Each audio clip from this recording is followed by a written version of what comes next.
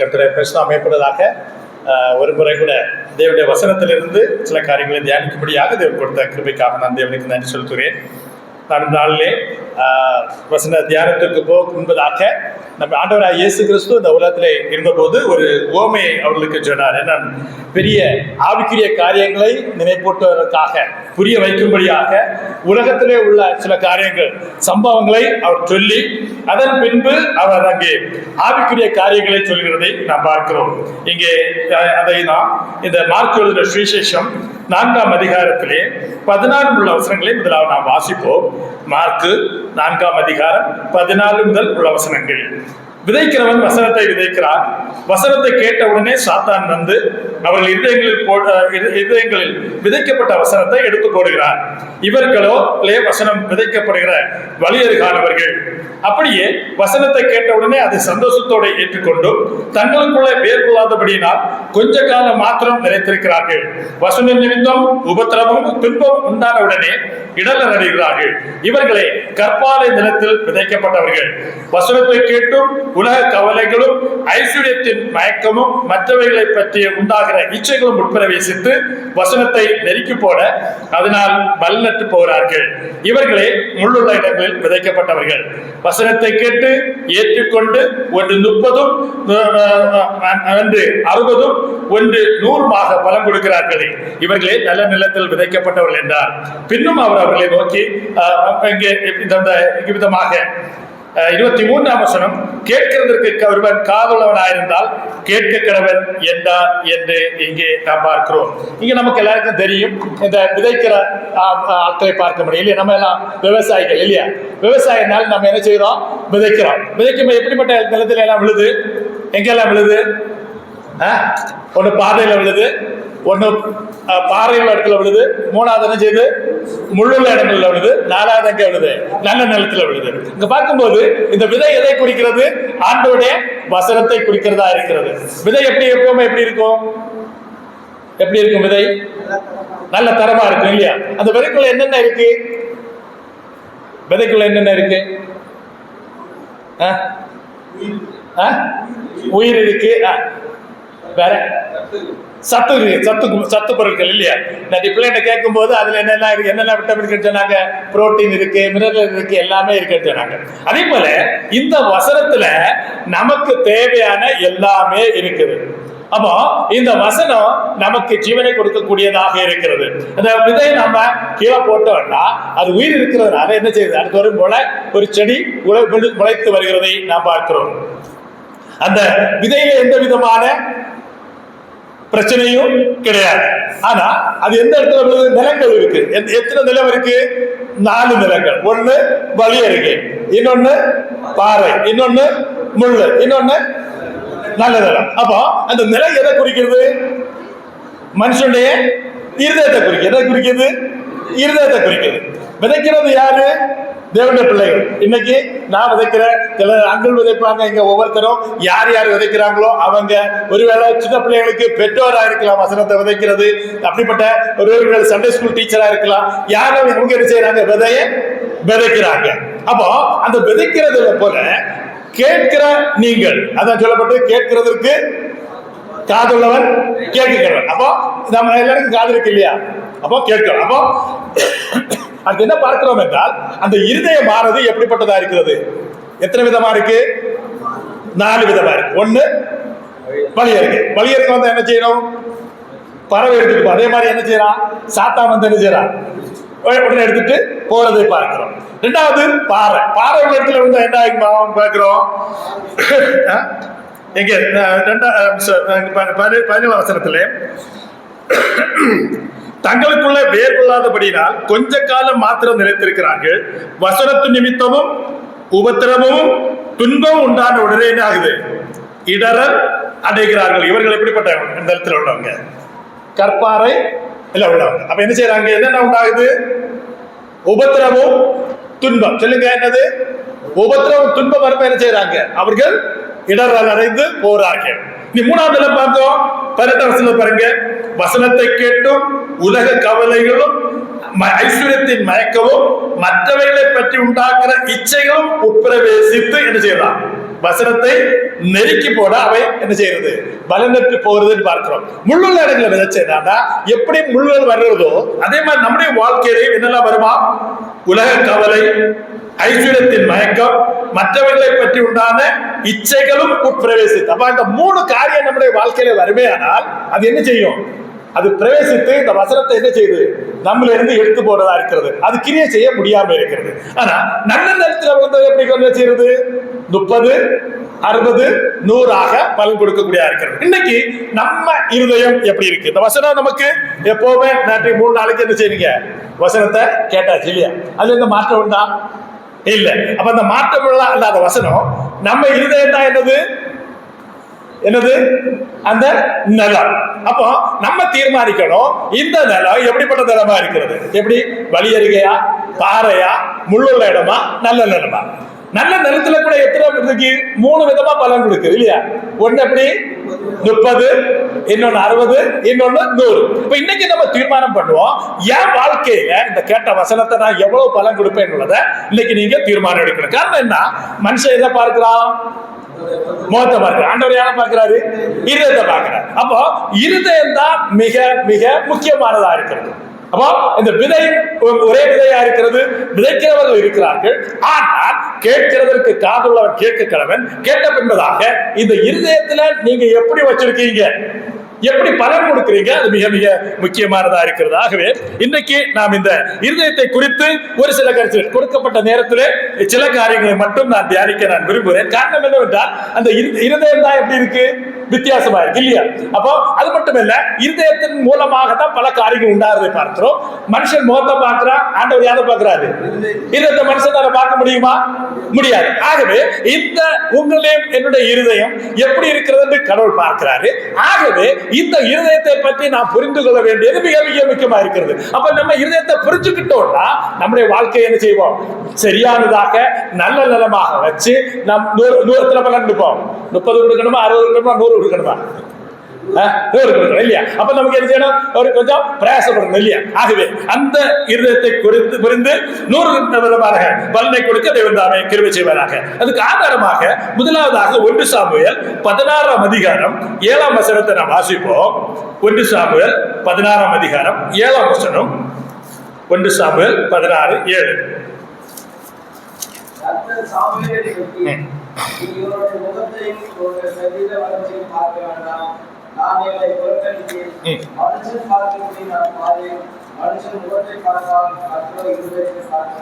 பார்க்கும்போது ஈசாயுடைய பிள்ளைகள்ல இருந்து ஒரு ஆளை ராஜாவை தெரிந்து கொள்ளும்படியாக சாமுவேல் அங்கு வர்றாரு. 1 சாமுவேல் 16ஆம் அதிகாரம் பாருங்க, அதுல 7ஆம் வசனம் வாசிச்சோம் பாருங்க. அப்போ அங்க ஒரு பிள்ளைகள்னா ஒரு ஆளை என்ன செய்யணும், ராஜாவாக அபிஷேகம் பண்ணணும். அப்ப என்ன பார்த்தாக்க முதல்ல உள்ள 3 பிள்ளைகளை எப்படி பண்ணார், நல்ல தட்டமா இந்த யுத்தத்துல வல்லவர்களாக இருந்தார்கள். அப்போ அதை முதல்ல அங்க அனுப்புறாரு. முதல்ல எலியாவை பார்த்த உடனே அவன் என்ன நினைச்சான், இவன் தான் யாரா இருக்கலாம், ராஜாவா இருக்கிறதுக்கு எப்படி இருக்கா, நல்ல தகுதியா இருக்கிறான். பார்த்து இவன் தான் சொல்லி ஒருவேளை என்ன செய்திருப்பாரு, அந்த அபிஷேக தைலத்தை கையில எடுத்திருப்பாரு, போயிருப்பாரு. அப்ப ஆண்டவர் சொல்றாரு, என்ன சொல்றாரு தெரியுமா, இதை நம்ம எப்பவும் மனப்பாடமாக்கணும். என்ன வசனம் பாருங்க, 7ஆம் வசனம். கர்த்தர் சாமுவேலை நோக்கி, நீ இவனுடைய முகத்தையும் இவனுடைய சரீர வளர்ச்சியை பார்க்க வேண்டாம், நான் இவன் என்ன செய்தேன், புறக்கணித்தேன். மனுஷன் பார்க்கிறபடி நான் பாதேன். மனுஷன் முகத்தை பார்க்கிறான், கர்த்தர் எதை பார்க்கிறாரு, இருதயத்தை பார்க்கிறார். அப்போ இங்க இருக்கிற நம்முடையதான இருதயம் எப்படிப்பட்டதா இருக்கிறது என்பது அறியக்கூடியவர் யாரு, கர்த்தர் மட்டும்தான், அவராலே மட்டும். அப்ப அந்த இருதயத்தை கேட்ட பிரகாரமாக என்ன செய்யறாரு, யாரை தெரிந்து கொள்றாரு இல்லையா, அப்படிதானே. அப்போ தாவீது சொல்லும் போது எனக்கு இருதயத்துக்கு ஏற்றவர் என்று சொல்லி பார்க்கிறோம்.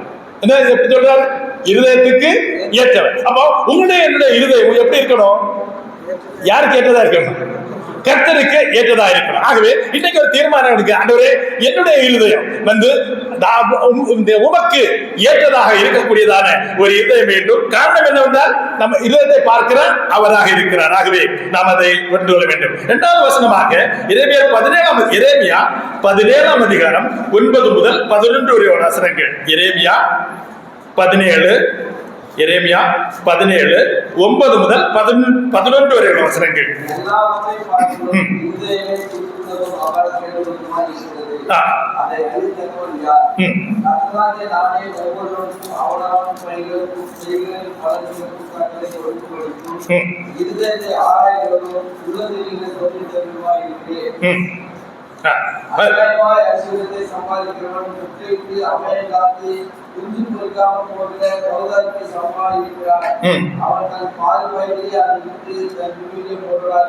பாருங்க, இங்க பார்க்கிறோம் எல்லாவற்றை பார்க்கலும் இருதயம் எப்படி இருக்கா? திருக்குறள் என்னது? அப்படி முடிச்சு அடுத்து மகா கேடு உள்ளதா இருக்கு. நேற்றத்தை பாவத்தை பற்றி சவர் சொல்லும் போது அந்த மாதிரி அப்போ நம்ம இருதயம் எப்படி இருக்கா? திருக்குள்ளதும் மகா கேடு உள்ளதா இருக்கு. இதை பார்க்கக்கூடியது யாரு? நம்முடைய ஆண்டவர் மட்டும்தான் அதை பார்க்கிறாரு. 10ஆம் வசனம் சொல்றாரு, கர்த்தராகிய நானே ஒவ்வொருவனுக்கும் அவனவன் வழிகளுக்கும் செய்கைகளின் பலன்களுக்கும் தக்கதாக கொடுக்கும்படிக்கு இருதயத்தை ஆராய்கிறவரும் உள்ளிந்திரியங்களை சோதிக்கிறவரும் இருப்பார். எதுக்காக பார்க்கிறாரு? எதுக்காக பார்க்கிறாரு நம்ம இருதயத்தை? எதுக்காக? வாசமா இருக்க வேற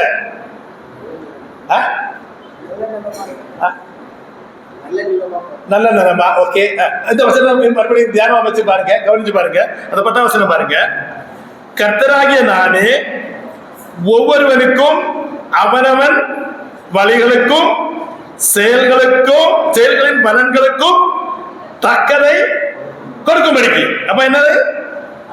எதுக்காக? தக்கதாக பலன் கொடுக்கணும். ஒரு ஆள் வேலை செய்தா அவனுக்கு என்ன உண்டு? கூலி உண்டு. அப்படித்தானே? சிலவங்க 8 மணி நேரம் வேலை இருக்கும், 4 மணி நேரம் எக்ஸ்ட்ரா ஒர்க் பண்ணா எக்ஸ்ட்ரா ஓவர் டைம் கிடைக்கும் இல்லையா? அப்ப அதே போல இந்த ஆண்டவர் நம்ம இருதயத்தை எதுக்கு ஆராய்ஞ்சு பார்க்கிறாருன்னா அது கேட்டபடாக நமக்கு என்ன கொடுப்பாரா? பலனை கொடுப்பாரு. கூலி வேலை பார்த்தா சம்பளம் உண்டு. அப்போ நம்ம இதயத்தை பார்த்து அதுக்கு ஏற்ற பிரகாரமாக உங்களுக்கும் எனக்கும் பலனை கொடுக்கக்கூடிய ஒரு ஆண்டவர் இருக்கார். புரியுதா உங்களுக்கு? கிளியரா புரிஞ்சுதா? அப்ப எதுக்கு பாக்குறாரு? இருதய திருக்குறளும் கேடு உள்ளதா. ஆனா ஆண்டவர் அதை எதுக்கு பாக்குறாருன்னா இதை பார்த்து அது கேட்கபடி நமக்கு என்ன செய்யக்கூடாது?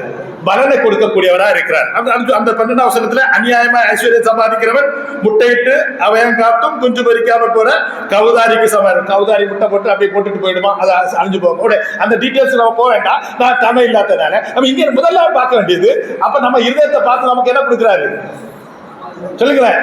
அவர் பலன் கொடுக்கிறார். அப்போ நம்ம ஒவ்வொருவருக்கும் அவர் கொடுக்கிற பலனானது நம்முடைய இருதயத்தை பார்த்து அதுக்கேற்றதாக பலன் கொடுக்கக்கூடிய ஒரு ஆண்டவராக இருக்கிறார். அவர் கொடுத்து கொண்டே இருக்கிறார் என்பதை நாம் பார்க்க வேண்டும். முதலாவதாக ஆண்டவர் என்ன செய்யறாரு? நம்ம இருதயத்தை பார்க்கிறாரு. நம்ம இருதயம் எப்படிப்பட்டதா இருக்கணும்? நல்ல தளமா இருக்கணும். அடுத்து நம்ம பார்த்தோம், அந்த இருதயத்தை பார்த்து அதுக்கு என்ன கொடுக்கிறாரு? அவரு பலனை கொடுக்கக்கூடிய ஒரு ஆண்டவராக இருக்கிறார். கிளியரா புரிஞ்சுதா?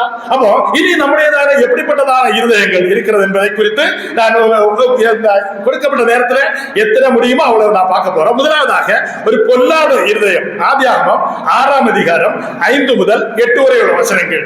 ஆதியாகமம் 6ஆம் அதிகாரம் 5 முதல் 8 வரை உள்ள வசனங்கள்.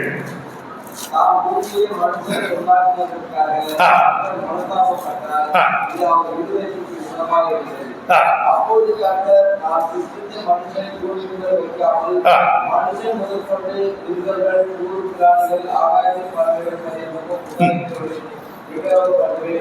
நான் அவர்கள் உண்டாக்குவதற்கு எனக்கு மனதமாய் இருக்கிறது என்றார். பாருங்க, யாருக்கு அவர்களுக்கு கிருபை கிடைச்சதா? நோவாவுக்கோ கர்த்தருடைய கண்களில் என்ன கிடைச்சது? கிருபை கிடைச்சது. காரணம் என்ன? ஆண்டவர் யாருக்கு இருதயத்தை பார்த்தாரு? நோவாவோட இருதயம் பார்த்ததுனால அவருக்கு மேல என்ன செய்து? கிருபை கிடைச்சது. மற்றவங்க இருதயம் எப்படி இருக்குது? 5ஆம் வசனத்தை பாருங்க.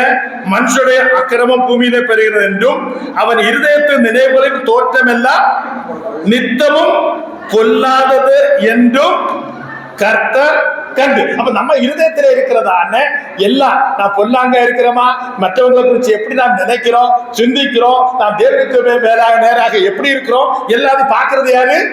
நம்முடைய ஆண்டவர் பார்க்கிறார். அப்போ அதை பார்த்துட்டு சொல்றாரு, நோவாவுக்கு கர்த்தருடைய கண்கள் என்ன செய்து கிருபை. அப்போ இங்க இருக்கிற நம்முடைய இதயத்தை பார்க்கக்கூடிய ஆண்டவர் இருக்கிறாரு. ஆகவே முதலில் நம்முடைய இதயம் தேவனுக்கு பிரியப்பினாக இருக்க வேண்டும். இரண்டாவதா பார்க்கும்போது அவர் பார்த்து அவருக்கு நமக்கு என்ன கொடுக்கிறாரு? கிருபை கொடுக்கக்கூடிய ஒரு ஆண்டவராக இருக்கிறார். ஆகவே ஜனங்களுடைய இதயம் பொருளாதார இருக்கிறது, ஆனால் நோவாவுடைய இதயமானது கர்த்தருடைய கிருபை பெற்றதா இருந்தது. ஆகவே உங்களுடைய என்னுடைய இதயமானது அவிதமாக கிருபை பெறக்கூடிய இதயமாக இருக்க வேண்டும் என்பதை நினைப்போட்டுகிறேன். இரண்டாவதாக கடினமான இருதயம் என்று பார்க்கிறோம். யாத்ராகமம் 4ஆம் அதிகாரம் 21ஆம் வசனம். யாத்ராகமம் 4ஆம் அதிகாரம் 21ஆம் வசனம்.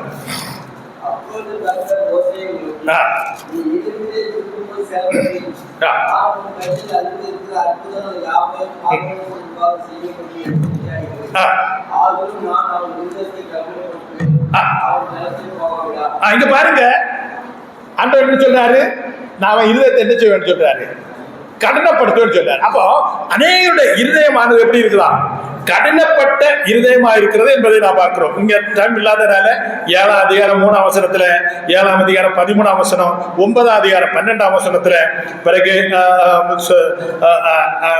10ஆம் அதிகாரம் 1, 14ஆம் அதிகாரம் 8ஆம் வசனம், இதுல எல்லா வசதியும் என்ன செய்ய பார்வன் என்ன செய்தான்?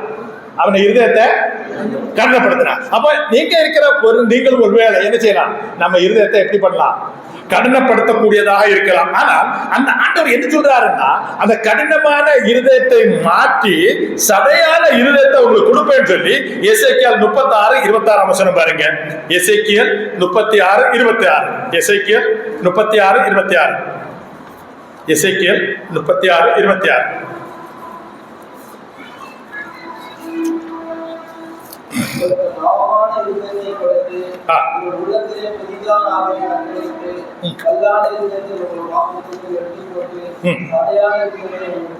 இங்க பார்க்கும்போது கல்லான இருதயம் ஒன்று இருக்கிறது. அது யார் மாற்றக்கூடியவர்? கர்த்தர் மட்டுமே நம்ம மாற்றக்கூடாது. இப்ப நம்ம கர்த்தர் நம்ம மாற்றணும்னா நம்ம வாழ்க்கை அவரிடத்துல கொடுக்கும் போது அவர் என்ன செய்தாரு? இந்த கல்லான இருதயத்தை மாற்றி எப்படி பண்றாரு? சதையான இருதயமாக மாற்றக்கூடியவராக இருக்கிறார். ஆகவே பொல்லாத இருதயம் இருக்கிறது, நோவாவுக்கு அவருடைய கண்கள் தயவு கிடைச்சது. இங்க கடினமான இருதயம் இருக்கிறது, ஆனால் அந்த கல்லான இருதயத்தை நம்முடைய ஆண்டவர் எப்படிப்பட்டவராக இருக்கிறார்? சதையான இருதயமாக மாற்றக்கூடியவராக இருக்கிறார். ஆகவே உங்களுடைய இருதயமானது இந்த வசனங்களை கேட்கிற நேரத்திலே கல்லான இருதயமா இருக்கிறதா, சதையான இருதயமா இருக்கிறதா என்பதை நீங்கள் கவனிக்க வேண்டியது மிகவும் அவசியமா இருக்கிறது. ஆகவே சதையான இருதயமா இருக்குமேனா அதை கேட்டு அது உங்களுடைய வாழ்க்கையிலே நீங்கள் கடைபிடிப்பீர்கள் என்பதில் எந்த விதமான சந்தேகம் இல்லை. மூணாவதாக முழு இருதயத்தை குறித்து பார்க்கிறோம். உபாகமம் 6ஆம் அதிகாரம் 5 முதல் 9 வசனங்கள். உபாகமம் 6ஆம் அதிகாரம் 5 முதல் 9 வசனங்கள். உபாகமம் 6:5 முதல் 9 வசனங்கள். உபாகமம் 6ஆம் அதிகாரம் 5 முதல் 9 வசனங்கள்.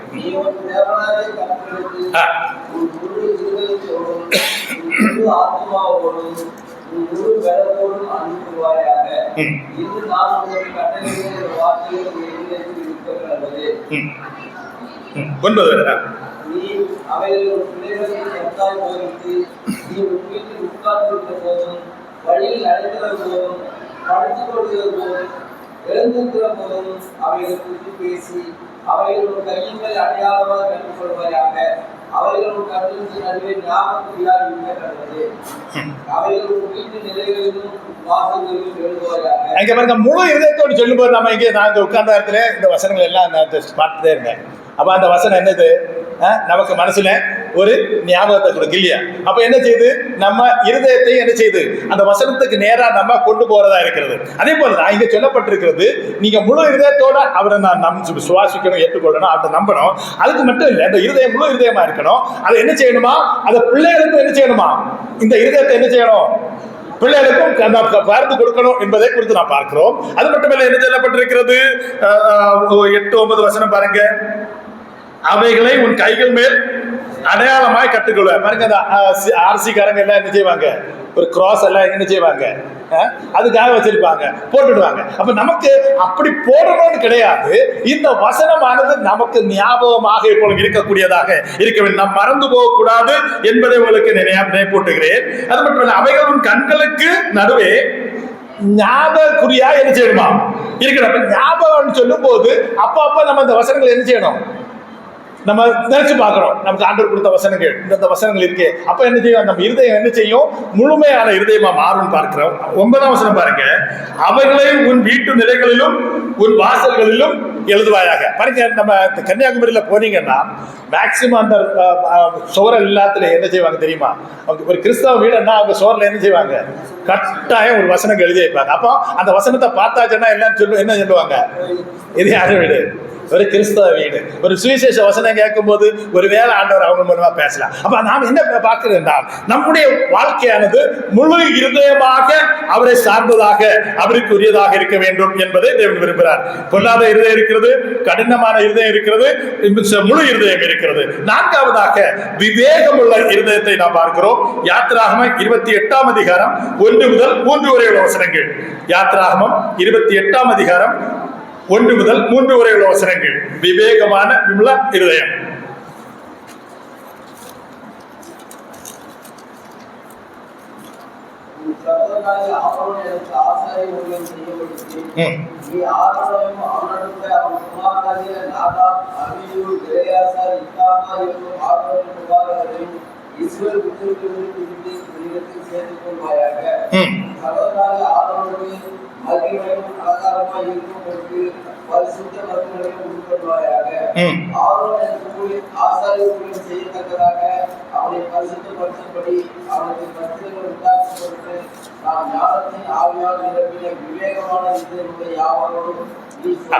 இங்க பார்க்கிறோம், ஆரோனுக்கு ஒரு வஸ்திரம் உண்டாக்கணும்.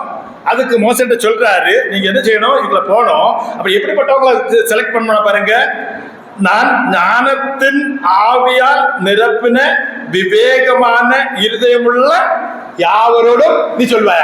அப்போ நீங்கள் நான் எப்படி இருக்கணும், ஆண்டவருக்காக சில காரியங்களை செய்யற நேரத்துல ஞானமும் விவேகமுள்ள இருதயமாக இருக்கணும். எப்படி இருக்கணும், ஞானமும் விவேகமுள்ள இருதயம் உள்ளவர்களாக நாம் இருக்க வேண்டும் என்பதை இங்கே நாம் பார்க்கிறோம். ஆகவே தேவன் நமக்கு ஞானமும் விவேகம் உள்ளதான ஆவியை கொடுக்கிறதை நாம் பார்க்கிறோம். இங்கே பார்க்கிறோம், ஞானத்தின் ஆவியினால் விவேகமான இருதயமுள்ள யாவரோடும். அப்போ உங்களுக்கு எனக்கு எப்படிப்பட்டதாக இருக்கிறது, ஞானமும் விவேகம் உள்ளதான இருதயம் இருக்கிறதா என்பதை நாம் ஆராய வேண்டியது மிக மிக முக்கியமா இருக்கிறது.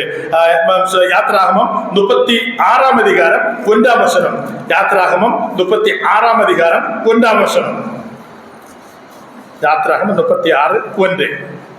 அப்பொழுது பரிசுத்த ஸ்தலம் திருப்பணிகளுக்கு அடுத்த சகல வேலைகளையும் கர்த்தர்களெல்லாம் எசேக்கியேலும் ஆரோனியாவும் செய்ய அறிவுரைக்கு கர்த்தரால் ஞானமும் புத்தியும் பெற்ற விவேக இருதயமுள்ள மற்ற அனைவரும் செய்ய தொடங்கினார்கள். பாருங்க, இங்கே என்ன பார்க்கிறோம், அந்த வேலை செய்யறதுக்காக எப்படிப்பட்ட வேணும், ஞானமும் விவேகம் உள்ளவர்களே தேவை இருக்கிறாங்க.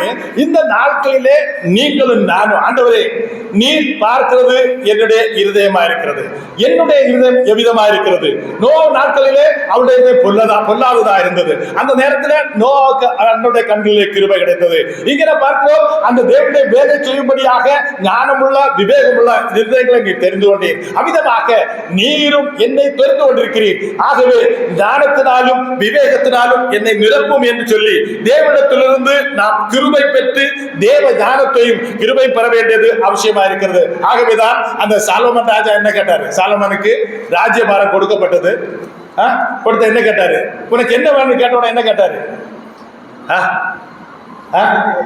என்னது, நீர் எனக்கு இந்த ஜனத்தை கொடுத்திருக்கிறீர்கள், நீர் எனக்கு ஜனத்தை கொடுத்திருக்கிறீர்கள், ஆனா இந்த ஜனத்தை நடத்துறதுக்கு எனக்கு வேண்டியதான ஞானமும் விவேகமும் எனக்கு தேவையா இருக்கிறது. அப்ப ராஜா கேட்டார் இல்லையா, நார்மலி நீங்களும் நானே இந்த உலகத்துல இருக்கும் போது நீங்க என்ன கேட்கறீங்க, இந்த ஆண்டவர்கிட்ட பணம் தாரும், வீடு வேணும், அது வேணும்னு கேட்கறீங்களா? என்ன ஒவ்வொரு நாளும் ஆண்டவரே இந்த நாளைக்கு நான் போறேன், இந்த நாளை நான் எப்படி நடக்கணும், யாரோட பேசுறாலும் பார்த்தாலும் அவங்களோட எப்படி நான் ஈடுபடணும், அப்படிப்பட்டதான ஒரு ஞானமும் விவேகம் எனக்கு தாருன்னு சொல்லி கேட்டிருக்கீங்களா? இல்லைன்னா இன்னையில இருந்து நீங்க கேளுங்க, ஆண்டவரே காலையில் எழும்புற ஆண்டவரே நான் யாரெல்லாம் பார்க்க போறேன், அவங்களோட பேசும்போது ஞானமா பேசும்படியாக, விவேகமா பேசும்படியாக. அநேக நேரங்கள் என்ன செய்வாங்க, சரியானபடி பேசலன்னா என்ன உண்டாகுது, என்ன உண்டாகுது சொல்லுங்களேன், பிரச்சனை உண்டாகுது. சில சின்ன சின்ன காரியங்கள் வந்து போச்சுன்னா அந்த ஒரு பெரிய பிரச்சனை மலை போல மாறுது. அதை போய் சரி பண்ண முடியாது, விழுந்து போச்சு, போயிட்டுது. அப்போ என்ன செய்ய முடியாது, அதை திருப்பி எடுக்க முடியாததோ இன்று பேரவு, அதை சரி செய்ய முடியாத பிரச்சனையாக மாறுது. ஆகவே இங்க நான் பார்க்கிற பிரகாரமாக ஆண்டவர் என்ன செய்தாரு, ஞானமும் விவேகம் உள்ளவர்களை தேவனுடைய வேலைக்காக உபயோகித்தார் என்று பார்க்கிறோம். நீங்களும் நானும் சபையிலே, வீட்டிலே, குடும்பத்திலே எல்லாம் இருக்கும் போதும் அநேக பொறுப்புகளை கொடுத்திருக்கிறார். அந்த பொறுப்புகளை செய்வதற்கு நாம் தேவனுடைய ஞானத்தை பெற்றோமானால் அதிகமாக செய்ய முடியும் என்பதில் எந்த விதமான சந்தேகம் இல்லை. ஆகவே சாத்ராக், மேஷாக், ஆபேத்நேகோ அவருக்கு எத்தனை மடங்கு ஞானத்தை கொடுத்தாரு, எத்தனை மடங்கு? 10 மடங்கு ஞானத்தை கொடுத்தாரு. பாருங்க, யாக்கோபு 1:5 படிங்க, யாக்கோபு 1:5, இதை இப்போ மறக்காம படிங்க. யாக்கோபு 1:5.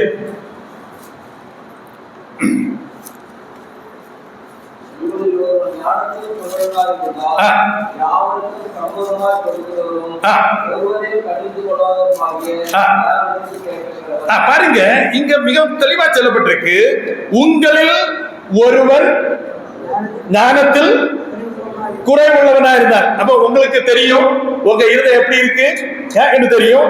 ஒருவேளை நினைக்கிறீங்க நான் எனக்கு ஞானம் இல்லைன்னு நினைச்சீங்கன்னா ஆண்டவர் என்ன செய்யணுமா, யாவருக்கும் சம்பூர்ணமாய் கொடுக்கிறவர். சம்பூர்ணமாய் கொடுக்கிறவன் என்ன நினைக்கிறீங்க, மனப்பூர்வமாய் சம்பூர்ணமாய் என்ன நினைக்கிறீங்க, பரிபூர்ணமா எப்படி நினைக்கிறீங்க, எப்படி பரிபூர்ணமா என்ன ஒரு உத்தேசம் ஒரு உதாரணம் சொல்லுங்க. ஒரு சின்ன உதாரணம் அவங்களுக்கு எடுத்து காட்டுறேன். இப்போ அந்த 2-3 நாட்கள் அந்த இது நடக்கும்போது நான் பலூன் கொடுத்தேன். சிலவங்கள்ட்ட ஒரு 5 பலூன் எடுத்தாங்க, சிலவங்க 10 பலூன் எடுத்தாங்க. 10 பலூன் எடுத்தவங்களே எடுக்காதுன்னு சொல்லியிருந்தேன்னா அவங்க என்ன ஆகும், கஷ்டமா இருக்கும் இல்லையா? 10 கொடுக்குறேன், ஆனா நீங்க நார்மலி மற்றவங்க அவங்க பிள்ளை நிறைய எடுக்கும்போது சொல்லுவாங்க, ஒன்னு சொல்லுவாங்க, 2 சொல்லுவாங்க. அப்போ நான் 10 கொடுத்தேன்னா பிள்ளைக்கு என்னது, பரிபூர்ணம் கொடுத்தேன். புரியுதா உங்களுக்கு? அதே போல நம்ம ஆண்டவர்கிட்டையும் நம்ம கேட்டாருன்னா எப்படி கொடுப்பாரா, பரிபூர்ணமா என்ன செய்ய மாட்டாரா, கடிந்து கொள்ளாரு. அது போல மற்றவங்க இத்தனை எடு, 1 எடு, 2 எடு, 5 அது எடுக்காது அப்படி சொல்லுவாங்க இல்லையா? அப்போ இதைத்தான் நீங்க மனசுல வச்சிருங்க. இங்க என்ன சொல்றாரு, நான் மனசுல வச்சு படிங்க. உங்களில் ஒருவன் ஞானத்தில் குறைவுள்ளவனா இருந்தால் யாவருக்கும் எப்படி கொடுப்பாரா, சம்பூர்ணமாய் கொடுக்கிறவரும் ஒருவரையும் கடிந்து கொள்ளாதவருமாகிய தேவனிடத்தில் கேட்கிறவன் அப்பொழுது அவனுக்கு என்ன செய்யுமா, கொடுக்க. கிளியர்? நம்மளுக்கு புரிஞ்சது? நம்மளுக்கு அவரு என்ன செய்ய மாட்டாரு, கடிந்து கொள்ள மாட்டாரு. ஏன்டா ஞானம் கேட்டேன்னு கடிந்து கொள்ள மாட்டாரு. எவ்வளவு கேட்கிறீங்களோ அவ்வளவுக்கு சம்பூர்ணமாய் கொடுக்கிற ஒரு ஆண்டவர் நமக்கா இருக்கிறார். ஆகவே நம்ம இருதயத்தை பார்த்து, இருதயத்தை அறிகிறவர், நம் இருதயத்திலிருந்து இந்த ஞானத்தை நாம் கேட்டோமே ஆனால் கட்டாயமாக அவர் நமக்கு இந்த ஞானத்தை கொடுக்கிறவரா இருக்கிறார். அதுக்குதான் சொல்லப்பட்டு யாரையும் கடிந்து கொள்ளாதவரும் ஆகிய நம்ம கடிந்து கொள்வோம். ஆனா அவர் என்ன செய்ய மாட்டாரு, நீங்க ஞானத்தை கேட்டீங்கன்னா அவருக்கு ஒருபோதும் உங்களை கடிந்து கொள்ளாமல் கொடுக்க கூட்ட அவரிடத்துல நீங்க கேட்கும்படியா அவங்களை அன்போடு கேட்டுக்கொள்கிறேன். அடுத்தபடியாக ஞானமுள்ள இருதயம் பார்த்தோம், அது சின்ன நிறைய வசனங்கள் இருக்கு. ஆனாலும் அப்ப பார்த்தோம், கொல்லாத இருதயம், கடின இருதயம், முழு இருதயம், விவேகம் உள்ள ஞானம் உள்ள இருதயம். அடுத்ததாக கலங்கின இருதயம். உபாகம் 1ஆம் அதிகாரம் 21 to 31 வசனங்களை வாசிப்போம். உபாகமம் 1ஆம் அதிகாரம் 21 முதல், இப்ப டைம் இல்லாதனால 28 to 30 வசனங்களை வாசிப்போம். உபாகமம் 1ஆம் அதிகாரம் 28 முதல் 30 வசனங்களை வாசிப்போம்.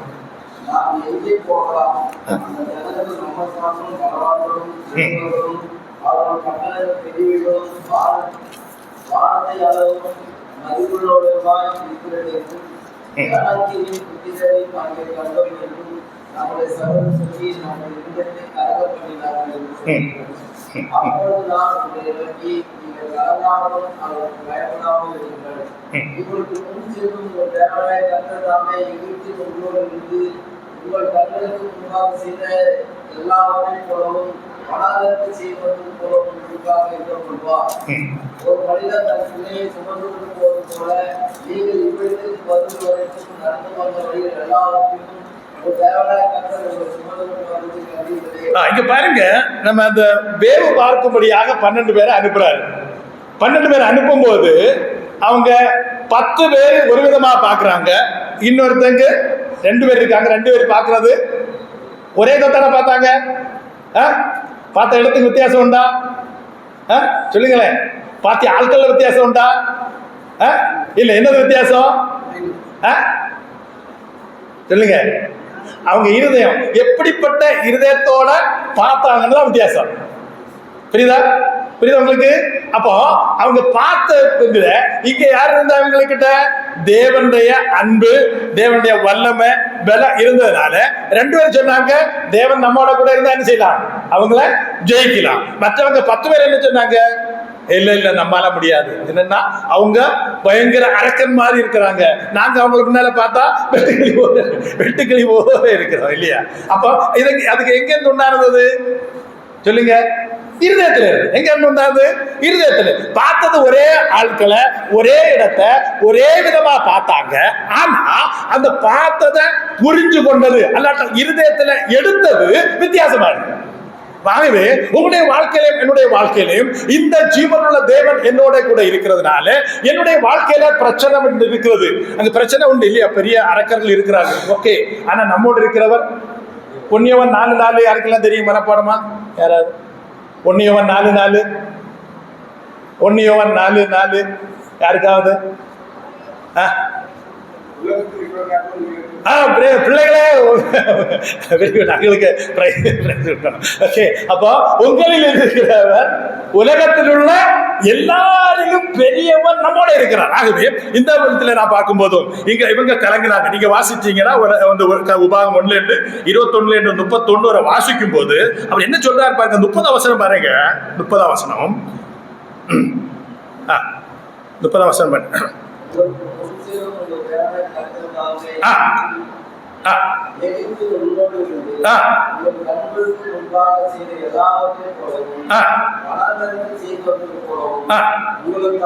உங்களுக்காக யுத்தம் பண்ணுவார். உங்களுக்காக யுத்தம் பண்ணக்கூடிய ஒரு ஆண்டவர் இருக்கிறார். ஆகவே பெரிய அற்புதங்களை கணக்க வச்சு கொண்டு வந்தாரு. நம்முடைய வாழ்க்கையில் அநேக நேரங்களில் அநேக அற்புதங்களை கண்டிருக்கிறோம். ஆனாலும் நாம் என்ன செய்யறோம்? அது மேல் நம்பிக்கை வைக்காமல், விசுவாசம் வைக்காதபடி நாம் உலகத்துக்கு நேராக போகிற நேரத்தில் நம்முடைய வாழ்க்கையில குறைவுகள், மற்ற காரியங்கள் வருகிறது என்பதை நாம் பார்க்கிறோம். 31 வசனம் பாருங்க, எப்படி பார்க்கிறோம். 31 வசனம்.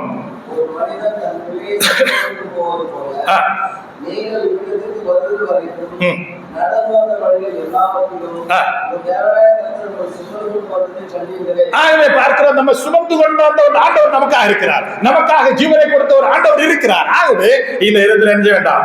கலங்கினதான இருதயம். அவங்க எத்தனை பேருக்கு கலங்கினவா இருந்தது? 10 பேருக்கு கலங்கின இருதயம், 2 பேருக்கு கலங்காத. நம்ம நீங்களும் நானும் இந்த இடத்துல இருக்கும் போது நம்முடைய இருதயம் எவ்விதமா இருக்கு? கலங்கிறதா இருக்கிறதா, கலங்காததா இருக்கிறதா என்பதை நாம் அறிய வேண்டியது மிக மிக முக்கியமா இருக்கிறது. அடுத்ததாக உணரத்தக்க இருதயத்தை குறித்து உபாகமம் 29ஆம் அதிகாரம், உபாகமம் 29 2-9 இருக்கு. இப்போதைக்கு நாம் 4-5 வசனத்தை வாசிப்போம். உபாகமம் 29ஆம் அதிகாரம், டைம் இல்லாதனால 4-5 வசனங்களை நாம் வாசிப்போம்.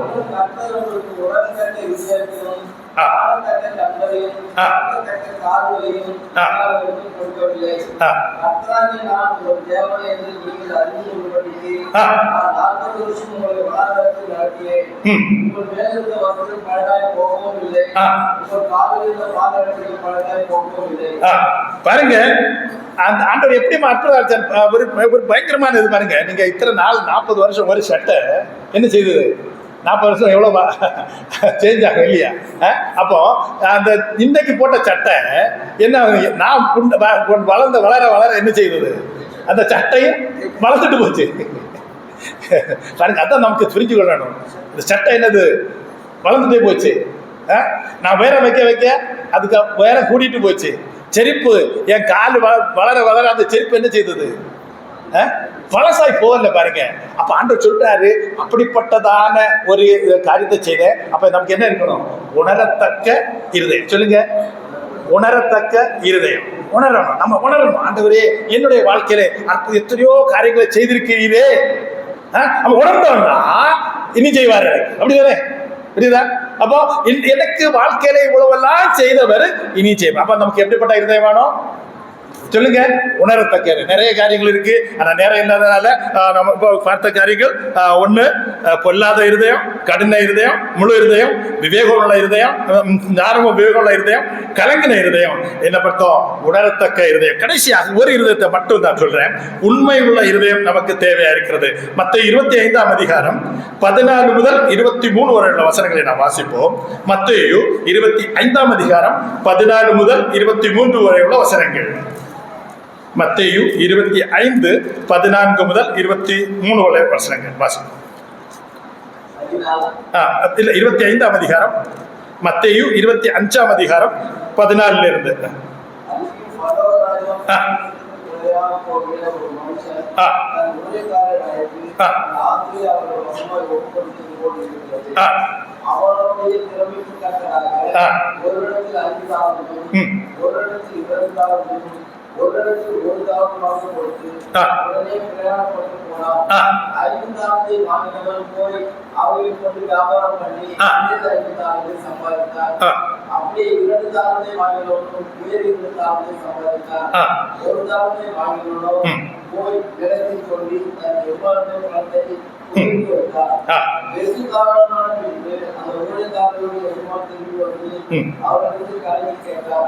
அப்பொழுது 5 தாளந்தை வாங்கினவன் வேறு 5 தாளந்தை கொண்டு வந்து, ஆண்டவனே 5 தாளந்தை எனக்கு கொடுக்கிறேன், அவைகளை கொண்டு இதோ வேறு 5 தாளந்தை சம்பாதித்தேன் என்றார். அவனுடைய எஜமான் அவனை நோக்கி, நல்லது, உத்தமம், உண்மையுடைய உழைக்காரனே, கொஞ்சத்திலே உண்மையாக இருந்தால் அநேகத்திலே உன்னை அறியாமல் இருப்பேன், உன் எஜமானுடைய சந்தோஷத்துக்கு பிரவேசி என்றார். 2 தாளந்தை வாங்கினவனும் வந்து, ஆண்டவனே 2 தாளந்தை எனக்கு கொடுக்கிறேன், அவைகளுக்குள் இதோ வேறு 2 தாளந்தை சம்பாதித்தேன் என்றார். அவருடைய எஜமான் அவனை நோக்கி, நல்லது, உத்தமம், உண்மையுள்ள உழைக்காரனே, கொஞ்சத்திலே உண்மையாக இருந்தால் அநேகத்திலே உன்னை அறியாமல் இருப்பேன், உன் எஜமானுடைய சந்தோஷத்துக்கு பிரவேசி என்றார். 1 தாளந்தை வாங்கினவன் வந்து, ஆண்டவனே அழைக்கிறவனும் நெறிந்தாளர்களுக்கு செலுத்துவமான கடினமுள்ள மனுஷன் என்றார். இப்போ இந்த அறிவு எங்கிட்ட வந்தது? ஒரு தாளந்து இதுல வந்து இல்லையா? மற்றவங்களுக்கு என்ன செய்தது? இந்த எஜமானன் எனக்கு தாளந்து கொடுத்தாரு, நான் என்ன செய்யணும்? அதை பிரயோஜனப்படுத்தணும். 5 தாளந்து வாங்கினவன் 5 பண்ணா, 2 தாளந்து வாங்கினவன் 2. அப்ப அதுல ஆண்டவர் சொல்லல, நீ 2 வாங்கினவன நீ கொஞ்சவன் சொல்லி சொன்னாரா? இல்ல. அப்போ 1 தாளந்து வாங்கின என்ன செய்யணும்? 1 தாளந்தை சம்பாதிச்சா போதும். அப்படித்தானே? கிளியரா? முதல்ல பாக்குறோம், அவனுடைய தன்னுடைய திறமைக்கு தக்கதாக சொல்லுங்க, திறமைக்கு தக்கதாக தாளந்து கொடுத்தாரு. அப்ப யாருக்குமே தாளந்து இல்லாதவங்க யாருமே கிடையாதுங்க. கிளியரா? புரிஞ்சுதா உங்களுக்கு? அப்போ ஒருவேளை சில பாட தாளந்து இருந்தா பாடுங்க, இந்த பாய் விரிச்சு கூட படுத்த அதை செய்யுங்க. ஒரு சுவாசிகளை கஷ்டத்துல இருக்கிறவங்களுக்கு ஆறுதல் வார்த்தை சொல்லக்கூட தாளந்து கொடுத்துருந்தா அதை செய்யுங்க. நோயாளிகள் நோயா இருக்காங்கன்னா அவங்கள விசிட் பண்ணக்கூடிய தாளந்து கொடுத்துறாங்க, அதை போய் விசிட் பண்ணுங்க. உங்களால என்ன தாளந்து ஆண்டவர் கொடுத்திருக்கிறாரோ அந்த தாளந்தை நீங்க செய்யணும். என்னன்னா, இவன் தன்னால் இயன்றதை செய்தார்கள். அப்போ நீங்களும் நானும் என்ன தாளந்து கிடைச்சிருக்கிறோ, உங்களால் என்ன செய்ய முடியுமோ அதை கட்டாயம் என்ன செய்யணும்? நீங்க கம்பேர் பண்ணக்கூடாது. இந்த சாம்குமார் அங்கல மாதிரி பேச முடியாதுன்னோ, அல்லாட்ட இந்த அங்கல மாதிரி என்னால செய்ய முடியலன்னோ, அப்படி என்ன செய்யக்கூடாது? ஒருபோதும் கம்பேர் பண்ணக்கூடாது. கம்பேர் பண்ணீங்கன்னா உங்களுக்கு செய்ய முடியாது. இந்த 5 ஒரு தாளந்து வாங்கின என்ன நினைச்சா சொல்லுங்க? என்ன நினைச்சிருப்பான்? ஒரு தாளந்து வாங்கினவன் என்ன நினைச்சிருப்பான்? இவருக்கு 5 கொடுத்தாச்சு, இவருக்கு 2 கொடுத்தாச்சு, தம்பிக்கு 1 கொடுத்துருன்னு வச்சுக்கோங்க. ஓகே, தம்பி என்ன நினைச்சிருப்பாரு? இவங்களுக்கு 5 கொடுத்தாரு, இவங்களுக்கு 2 கொடுத்தாரு, தம்பிக்கு 1. அப்ப தம்பி என்ன நினைச்சிருப்பேன்?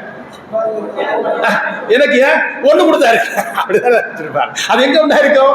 இந்த இருதயத்துல. அப்போ எஜமான குறிச்சு ஒரு வித்தியாசமான திங்க். ஆனா ஆண்டவர் என்ன செய்யறாரு? யாருடைய தாளந்து திறமை இருக்கு அந்த வசனம் ஒரு முறை வாசிங்க. ஃபர்ஸ்ட் என்ன பார்த்தோம்? நம்ம இருதயத்தை பார்த்து எதுக்கு பார்க்கிறாரு? சோதி தருகிறாரு, அதற்கு ஏற்றபடி பலன் கொடுக்கிறதுக்காக. நான் மறந்து போட்டீங்களா? ஞாபகம் இருக்கா? ஏன் இதயத்தை பார்க்கிறாரு? அதுக்கு ஏற்றபடி பலன் கொடுக்கிறது. இங்க தாளந்து கொடுக்கும் என்ன செய்யறாரு? அவனவனுடைய திறமைக்கு தக்கதாக. அப்ப பாருங்க, அந்த வசனம் ஒரு முறை வாசிங்க. அந்த வசனம், அந்த ஃபர்ஸ்ட் வசனம் 14ஆம் வசனம். அவனவனுடைய திறமைக்கு தக்கதா. அப்ப நம்ம இருதயத்தை யாருக்கு தெரியும்? அவருக்கு தெரியும். நம்ம திறமை யாருக்கு தெரியும்? அவருக்கு தெரியும். அப்ப அந்த திறமைக்கு தக்கதாக நம்ம கொடுத்திருக்கும் போது நம்ம என்ன செய்யக்கூடாது? இனி கம்பேர் பண்ணக்கூடாது. என்னது என்ன செய்யக்கூடாது? நம்ம என்ன செய்ய கம்பேர் பண்ணுவோம். அவருக்கு 5 கொடுத்தாரு, இவருக்கு 2 கொடுத்தாரு, எனக்கு எத்தனை கொடுத்தாரு? 1 தான் கொடுத்தாரு.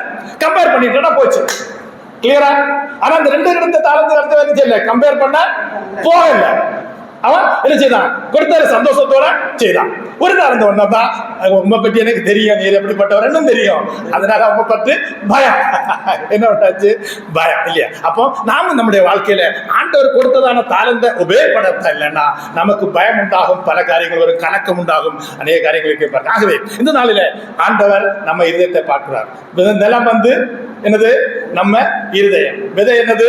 ஆண்டவருடைய வசனம், மாறாததான வசனம். எல்லாருக்கும் ஒரே விதமாக கொடுத்திருக்கு, ஜீவன் உள்ளது, எல்லா சத்தும் இருக்கிறது. ஆனா இதை நம்ம எப்படி கற்றுக்கொள்றோம், எவ்விதமா வைத்திருக்கிறோம் என்பது மிக மிக முக்கியம் இருக்குது. வழியேறி இருந்தா சாத்தான் கொண்டு போயிடுவான், பாறை மேல இருந்தா உலக கவலையும் இதெல்லாம் வந்த உடனே மாறிப்போம். மூணாவதாக உலக இச்சை அப்படிப்பட்டவர்கள் வரும்போது முழு என்னன்னா அது நம்ம நெருக்கி போடும். நல்ல நிலைன்னா 30, 60, 100 பலன் தரும். அந்த இருதயத்தை பார்க்கக்கூடிய ஆண்டவர் இருக்கிறாரு. ஆகவே நம்முடைய வாழ்க்கையில நாம் இதமாக அந்த பொல்லாத இதயம் இல்லாதவர்களாக, கடினமான இதயம் இல்லாதவர்களாக, முழு இதயத்தோட, விவேகம் உள்ள, ஞானம் உள்ளதோட, கலக்கினர் அல்லாத ஒரு இதயத்தோடு விட நாம் உண்மையுள்ள இதயத்தோடு அதை செய்யும்படியாக தேவன் தாமே கிருபை செய்வாராக. அதன் மூலமாக நமக்கு பிரதிபலனை கொடுக்கக்கூடிய ஒரு ஆண்டவர் இருக்கார் இல்லையா?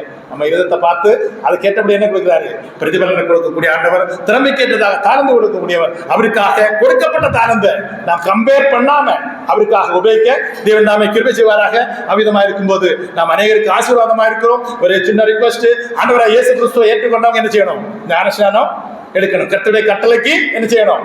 கீழ்ப்படியணும். ரட்சிக்கப்பட்டா உள்ளான மாற்றம். இந்த உள்ளான மாற்றத்தை என்ன செய்ய முடியும்? ஞானஸ்நானத்தின் மூலமாக மற்றவர்களுக்கு சொல்ல முடியும், நான் இயேசுவை ஏற்றுக்கொண்டேன். ஆகவே இந்த ஞானஸ்நானம் இருப்பது மிக மிக முக்கியமா இருக்கிறது. ஆண்டவருடைய முதல் கட்டளை அது கீழ்ப்படிவதா இருக்கிறது. ஆகவே அதை கீழ்ப்படிஞ்சால் மட்டும்தான் என்ன செய்ய முடியும்? ஒவ்வொரு வாரமும் அவரோடு கூட என்ன செய்ய முடியும்? ஐக்கியப்பட முடியும். ஆகவே எங்கே ரட்சிக்கப்பட்ட தேவனுடைய பிள்ளைகள் இருப்பீர்கள், ஆனால் கட்டாயமாக நேரம் செலவிடாமல் சீக்கிரமாக பொறுப்புள்ளவர்கள் கேட்டு நீங்கள் ஞானஸ்நானம் பெற்று இந்த பந்தியிலே ஐக்கியப்படும்படியாக தேவன் தாமே கிருபை செய்வாராக. ஆண்டவராகிய இயேசு கிறிஸ்துவை ஏற்றுக்கொண்டு ஞானஸ்நானம் எடுத்து பக்கத்தில் இருக்கிறவர்கள் உங்களுடையதான இதயத்தை நீங்கள் பார்த்து, உங்க இதயம் ஒருபோது கடினமாக இருக்கக்கூடாது, உங்க இதயமானது நல்ல நலமாக இருக்கணும். அதனாகவே ஞானமும் விவேகம் உள்ளதாக, உண்மையும் உள்ளதாக, கம்பேர் பண்ணாதபடி உங்களுக்கு கொடுக்கப்பட்ட தாளந்தை அவருக்காக ஒரு வசனம் கூட வாசிங்க. கொலோசியர் 3ஆம் அதிகாரம் 23, 24 வசனங்கள். கொலோசியர் 3, 23, 24. கொலோசியர் 3,